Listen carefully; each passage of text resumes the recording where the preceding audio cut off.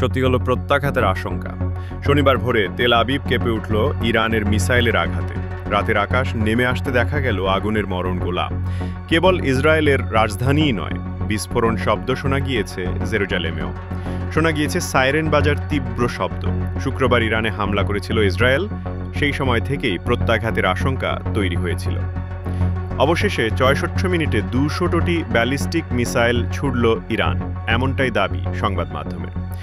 এরপর ফের ইসরায়েল পাল্টা হামলা চালিয়েছে। ইরানের তেল আবিবে এই অপারেশনের নাম রেখেছে অপারেশন ট্রু প্রমিস ৩। তেহরানের দাবি তাদের মূল লক্ষ্য ইসরায়েলের সেনা ঘাঁটিগুলি। এদিনের অপারেশনে এখনও পর্যন্ত একজনের মৃত্যুর কথা জানা গিয়েছে, আহত ৩৪। এদিকে ইসরায়েল শুক্রবার ইরানের ৩৩০টিরও বেশি জায়গায় অপারেশন রাইজিং সান চালিয়েছে। শনিবার ফের ইরানকে পাল্টা দিল তারা। সব মিলিয়ে তাদের এই হামলায় অন্তত ৭৮ জনের মৃত্যু হয়েছে, আহত অন্তত ৩২০।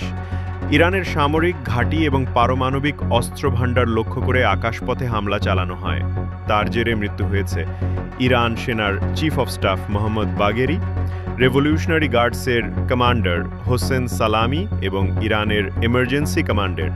প্রাণ হারিয়েছেন ইরানের প্রাক্তন জাতীয় নিরাপত্তা উপদেষ্টা আলী শামখানিরও।